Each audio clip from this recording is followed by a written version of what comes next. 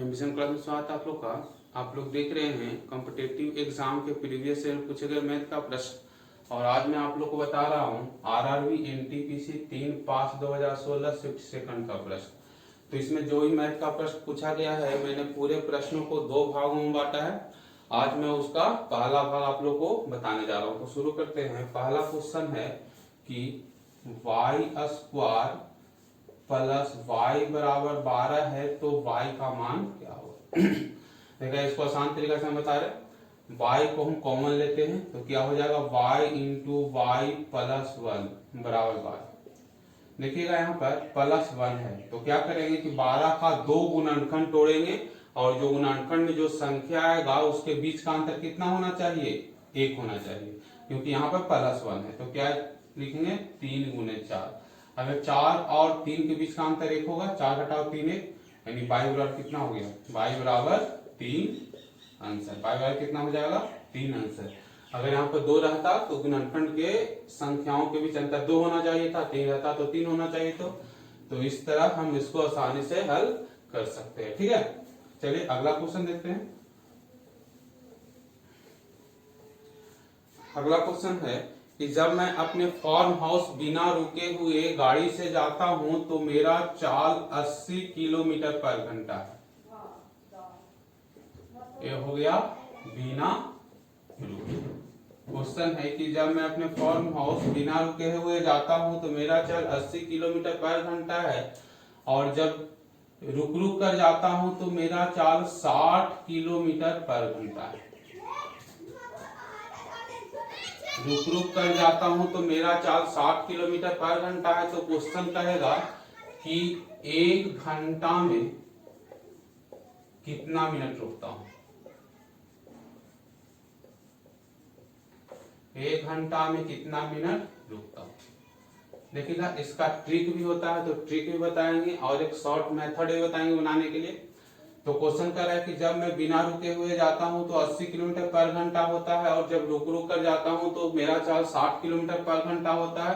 तो मैं 1 घंटा में कितना मिनट रुकता हूं। तो यहाँ पर देखिए, अगर बिना रुके हुए v1 किलोमीटर पर घंटा के रफ्तार से जाए, बिना रुके हुए, पहले ट्रिक बता रहे हैं, बिना रुके, और जब रुक रुक कर जाए तो उसका चाल v2 किलोमीटर पर घंटा हो जाए, यानी जब रुक रुक कर जहां तहां रुके तो उसका चाल v2 किलोमीटर पर घंटा हो जाए। तो 1 घंटा में v1 माइनस v2 बट्टे v1, यहाँ पर पूछा कितना मिनट रुकेगा, तो गुने 60, कितना मिनट रुकेगा। ये हो गया ट्रिक। ये क्या हो गया, एक ट्रिक। ट्रिक क्या हो गया, 1 घंटा में v1 माइनस v2 बटे v1 गुने 60 मिनट रुकेगा।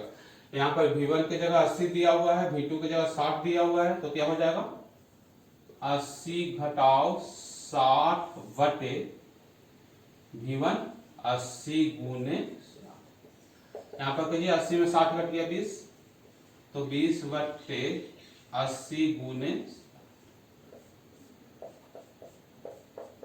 यानी 1 घंटा में कितना मिनट रुकेगा, तो 1 घंटा में 15 मिनट रुकेगा। ये तो हो गया ट्रिक। अब इसको देखिए, एक और विधि बता रहे हैं, यहाँ पर ध्यान दीजिए।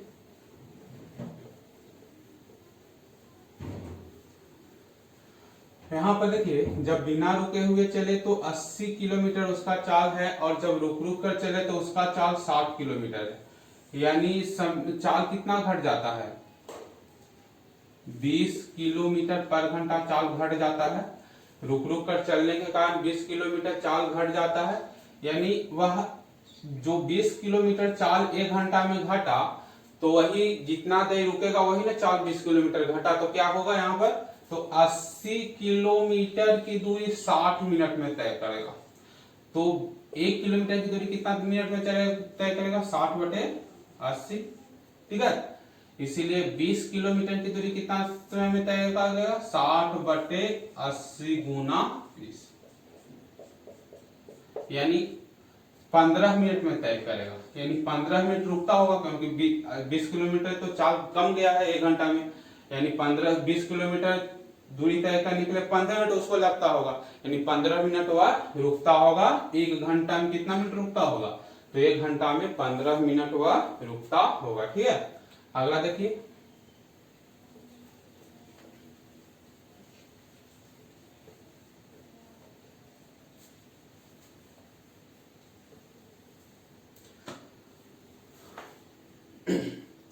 अगला क्वेश्चन इस प्रकार है कि 3 वर्ष पहले जॉन 12 वर्ष का और शंकर 15 वर्ष का था।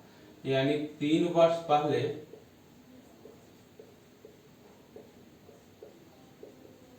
जॉन था 12 वर्ष और शंकर था 15 वर्ष। 3 वर्ष पहले जॉन 12 वर्ष का था और शंकर 15 वर्ष का था। तो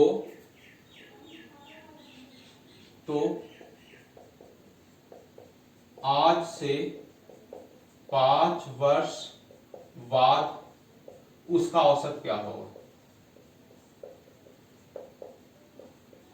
औसत आयु क्या होगा? क्वेश्चन क्या है कि 3 वर्ष पहले जॉन 12 वर्ष का था और शंकर 15 वर्ष का था, तो आज से 5 वर्ष बाद उसका औसत आयु क्या होगा? तो देखिए इसमें देखिए ना तो वर्तमान आयु ज्ञात करने की जरूरत है, ना 5 वर्ष बाद आयु ज्ञात करने की जरूरत है, उसके बाद औसत ज्ञात करने की इतना करने की जरूरत नहीं है। बहुत आसान तरीका बता रहे हैं। यहाँ पर 3 वर्ष पहले जॉन 12 वर्ष का था और शंकर 15 वर्ष का था। यानी 3 वर्ष पहले उसका आयु का योग कितना होगा? तो 12 + 15 27 वर्ष। तो औसत कितना होगा उसका? तो 27/2, 2 आदमी है। यानी 3 वर्ष पहले जॉन 12 और शंकर 15, तो 3 वर्ष पहले दोनों के आयु का योग कितना? 12 + 15 27 वर्ष। तो उसका औसत कितना हो गया? 27/2 यानी 13.5 वर्ष। यानी 3 वर्ष पहले जॉन और शंकर का औसत आयु कितना हो गया? 13.5 वर्ष। 3 वर्ष पहले और 5 वर्ष बाद, यानी टोटल कितना वर्ष हो गया? 8 वर्ष। 3 वर्ष पहले और 5 वर्ष बाद यानी 8 वर्ष। यानी कितना वर्ष बढ़ जाएगा? 8 वर्ष। तो कितना हो जाएगा? 21.5। यानी 5 वर्ष बाद, आज से 5 वर्ष बाद दोनों का औसत आयु कितना हो जाएगा? तो 21.5। कितना हो जाएगा? तो 21.5। ठीक है, फिर अगला क्वेश्चन देखिए।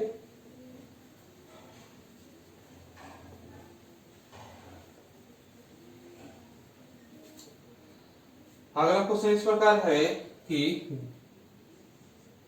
252, 294 और 3 स्टार 8 का HCF 42 है। तो स्टार के स्थान पर क्या? क्वेश्चन क्या है कि 252, 294, 3 स्टार 8 का HCF 42 है। तो स्टार के स्थान पर क्या होगा? तो इसको लॉन्ग सॉल्व करने की जरूरत नहीं है। इसका भी एक बहुत आसान उपाय बता रहे हैं। यहाँ पर कितना है? 42 है। तो लिख लीजिए यहाँ पर 42। हमको इसमें स्टार का मान निकालना है, तो इसको नीचे लिख दीजिए 3 स्टार 8। अब 42 में कितना से गुना करेंगे कि इकाई स्थान पर 8 आए और सैकड़ा स्थान पर 3 आए। तो इसमें गुना कीजिए, 9 से गुना करेंगे तो 9 दूनी 18। ठीक है, और 9 चौके 36 से 37। देखिए यहाँ पर इकाई स्थान पर 8 आ रहा है, सैकड़ा के स्थान पर 3 आ रहा है। तो स्टार बराबर क्या हो जाएगा? 7। यानी स्टार के स्थान पर क्या लिखाएगा? तो स्टार के स्थान पर लिखाएगा 7। ठीक है, स्टार के स्थान पर क्या लिखाएगा? तो स्टार के स्थान पर लिखाएगा 7।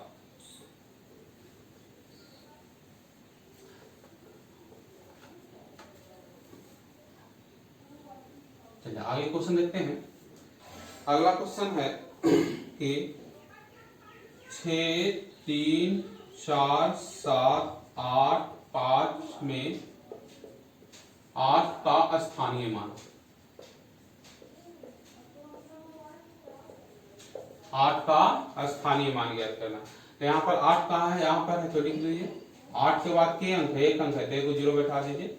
यही 8 का स्थानीय मान हो गया। यही क्या हो जाएगा? 8 का स्थानीय मान होगा। चलिए आगे देखते हैं।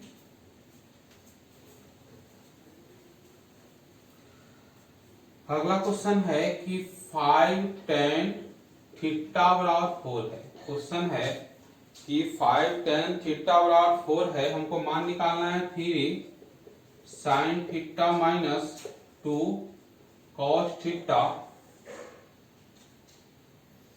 2 sin theta plus 3 cos theta. देखिए अगर क्वेश्चन इसी प्रकार है 5 tan थीटा यानी tan थीटा रहे या cos थीटा का मान दिया और क्वेश्चन sin और cos या cos या sin के रूप में रहे तो इसको बनाने का एक आसान तरीका बताते हैं। क्वेश्चन इसी रूप में रहे, ध्यान रहे यहाँ पर tan या cot रहे और यहाँ पर है sin cos के रूप में या cos sin के रूप में, ठीक है। तो इसको कैसे जल्दी से बनाते हैं, यहाँ पर देखिए tan थीटा वाला क्या लिखेंगे, तो tan थीटा वाला लिखेंगे 4/5, क्या लिखेंगे 4/5 और tan थीटा बराबर होता है sin बटा cos थीटा, यानी यहाँ पर क्या लिखेंगे sin थीटा बटे cos थीटा बराबर 4/5। यहाँ sin थीटा 4 ले लेंगे और cos थीटा क्या ले लेंगे 5 ले लेंगे, लेकिन वो यहाँ पर होना चाहिए sin और cos या sin के रूप में होना चाहिए। तो यहाँ पर लिखिए तो 3 इंटू कितना यहाँ sin थीटा 4 माइनस 2 इंटू 5 और बटे यहाँ पर है 2 है 2 इंटू 4 प्लस 3 इंटू 5, ठीक है।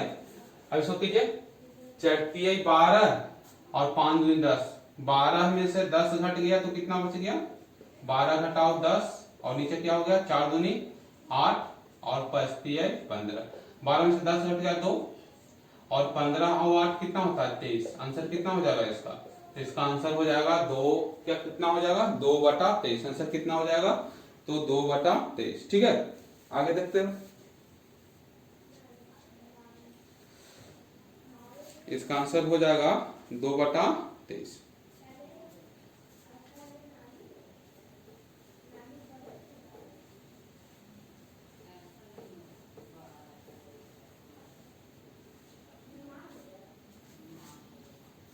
चलिए अगला क्वेश्चन देखते हैं। आगे क्वेश्चन है कि दो अनुपूरक कोण दिया हुआ है।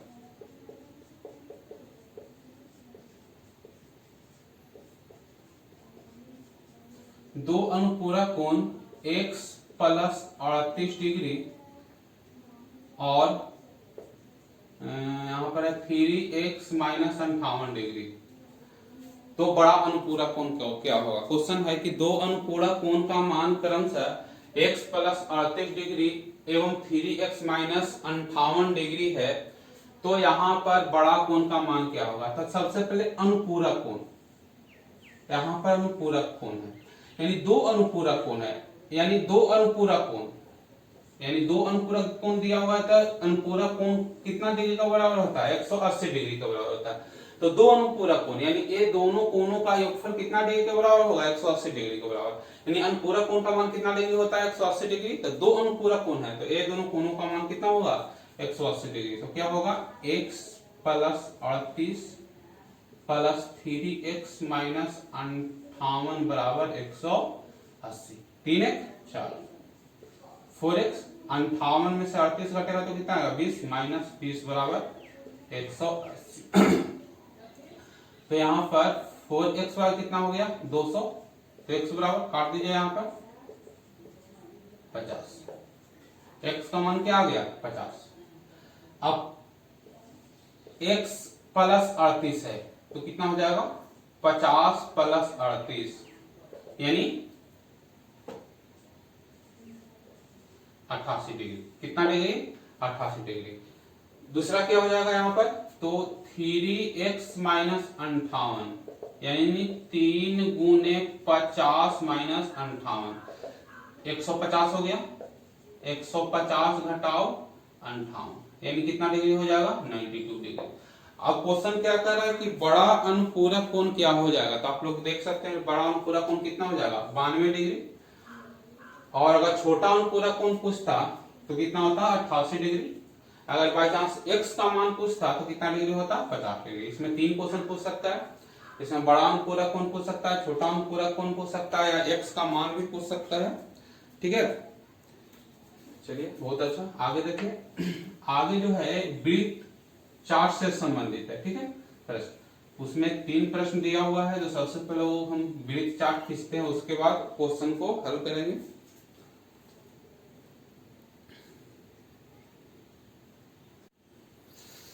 देखिए यही वृत्त चार्ट है, पहले चार्ट को समझते हैं, उसके बाद क्वेश्चन हल करेंगे।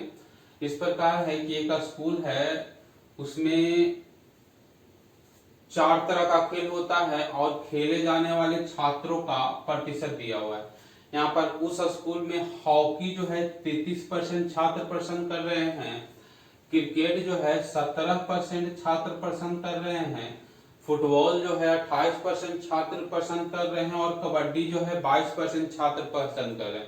पहला क्वेश्चन कह रहा है कि क्रिकेट से संबंधित सेक्टर का कोण कितना होगा।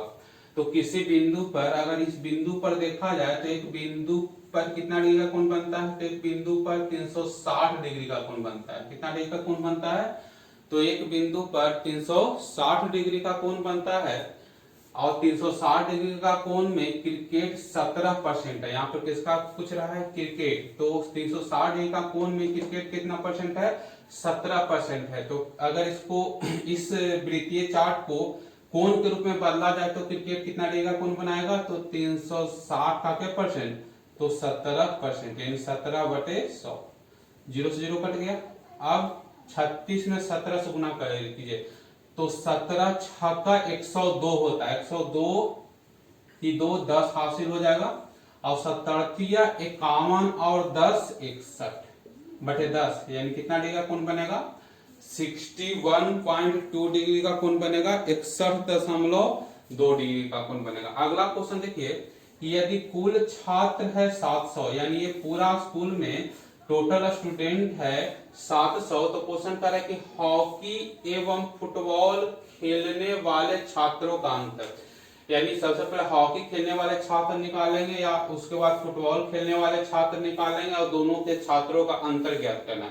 यहाँ पर देखिए 33% हॉकी खेल रहा है और 28% फुटबॉल खेल रहा है, तो हॉकी माइनस फुटबॉल कितना होगा डायरेक्ट परसेंटेज में, सॉरी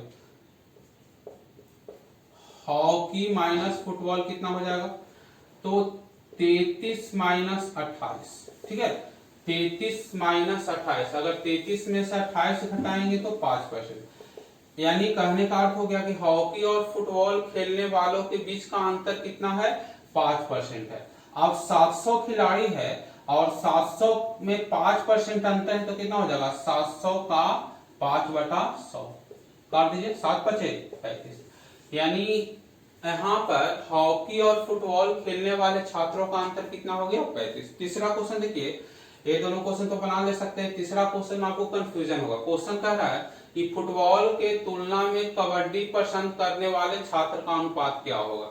यहाँ पर फुटबॉल के तुलना दिया होगा, तुलना दिया हो रहा है तो ये आगे आ जाएगा, कबड्डी अनुपात फुटबॉल आ जाएगा।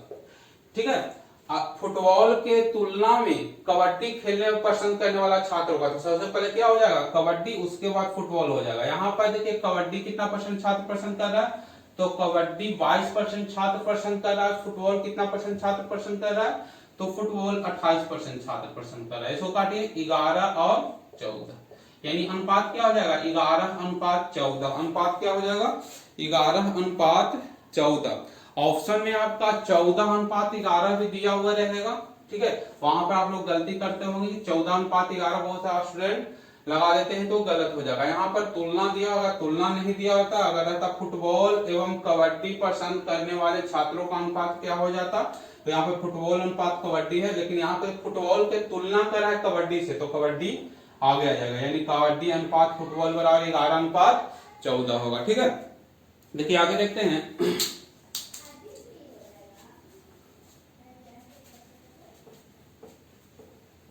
अगला क्वेश्चन देखते हैं, इसको थोड़ा मिटाने दीजिए।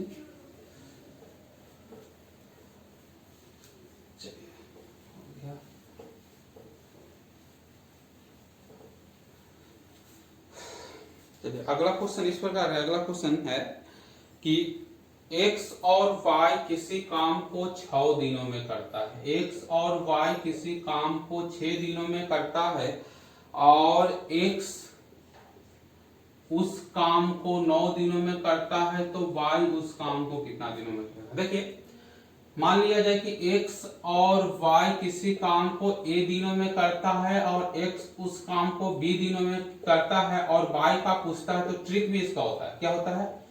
a गुना b बटे b घटाओ a गुना b बटे b घटाओ a। यहाँ पर कितना हो गया? 6 गुने 9 बटे 9 घटाओ 6।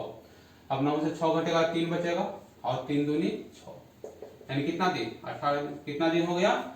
18 दिन हो गया। इसको इस रूप में भी बना सकते हैं, ये तो हो गया। इसको इस रूप में बना सकते हैं। देखिए कि x और y जो है 6 दिन में करता है और x अकेले 9 दिन में करता। अगर 6 दिन में करता तो x कितना काम करता?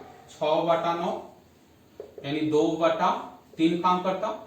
तो शेष कितना काम बच जाता? तो शेष बच जाता 1 घटाओ 2/3 यानी 1/3। यानी जब x और y 6 दिन में करता है तो x काम को 2/3 काम करता और y उस काम को 1/3 काम करता। यानी 1/3 काम कितना दिन में? 1/3 काम 6 दिन में कर रहा है तो एक काम y ना, y 1/3 काम 6 दिन में कर रहा है तो एक काम कितना दिन में करेगा? तो 6 गुना 3 यानी कितना? 6×3=18। कितना दिन में करेगा? तो 6×3=18 दिन में करेगा। अगला देखिए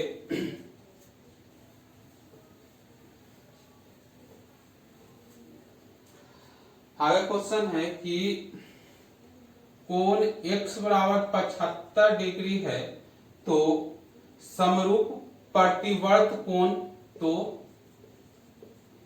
समरूप प्रतिवर्त कोण y बराबर क्या होगा? यहां पर देखिए इसमें गड़बड़ कीजिएगा, समरूप प्रतिवर्त कोण। अब यहां पर हम बता रहे हैं आप लोग को x बराबर कितना है? 75 डिग्री। अब x का उल्टा वही समरूप प्रतिवर्त कोण, तो x का उल्टा क्या हो जाएगा? a कोण हो जाएगा। a आपका y नहीं होगा, ठीक है। समरूप प्रतिवर्त कोण यानी x का उल्टा यानी a बाहर का कोण कितना हो जाएगा? कितना डिग्री हो जाएगा? तो एक बिंदु पर कितना डिग्री का कोण बनता है? तो एक बिंदु पर कितना? 360 डिग्री का कोण बनता है ना। तो यहाँ पर 75 प्लस y बराबर 360 डिग्री, ठीक है। 360 डिग्री तो y बराबर कितना हो जाएगा? तो 360 घटाओ 75 कितना हो जाएगा? 360 घटाओ 75 यानी कितना डिग्री? 285 डिग्री। कितना डिग्री आंसर हो जाएगा? तो 285 डिग्री आंसर हो जाएगा, ठीक है ना। अब देखिएगा दो क्वेश्चन जो आसान है, अंतिम दो क्वेश्चन, उसके बाद इसका शेष क्वेश्चन अगले भाग में हम बताएंगे। चलिए तो अगला क्वेश्चन देखते हैं। देखिए क्वेश्चन है कि 1/3/5 माइनस 1/2 और 1/2 प्लस 1/5। देखिए इस क्वेश्चन को आप लोग आसान से बना लेते होंगे, लेकिन देखिए यहाँ पर एक जुगाड़ा बता रहे हैं।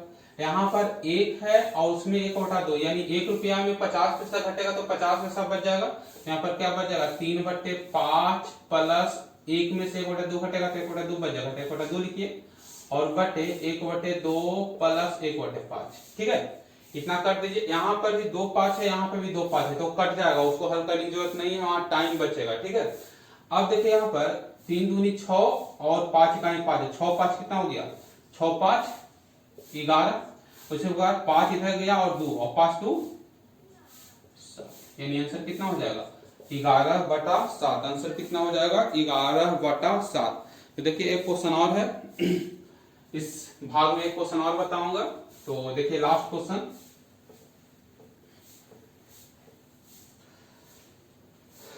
चलिए अगला क्वेश्चन है, अंतिम क्वेश्चन इस प्रकार है कि जो बहुत आसान क्वेश्चन है, 0.08 गुने 0.23 भागा 0.004 का मान। तो क्या है? 0.08 गुने 0.23 और बटे 0.004। यहाँ पे देखिए 1 2 3 4, ऊपर दशमलव के बाद 4 अंक है और दूसरे दशमलव के बाद 3 अंक है। तो 4 अंक ऊपर है और 3 अंक नीचे है तो 3 अंकों को वाला कट जाएगा, तो 1 दशमलव के बाद 1 अंक बचा हुआ रह जाएगा, तो क्या लिखेंगे 8/23 4। 1 अंक दशमलव के बाद बचा हुआ रह गया तो 10 यहाँ लिखेंगे। अब कर दीजिए, कितना हो जाएगा 4.6। कितना हो जाएगा 4.6। तो आज इसका पहला भाग बताएं, ठीक है। अब कल इसका दूसरा भाग हम लाएंगे।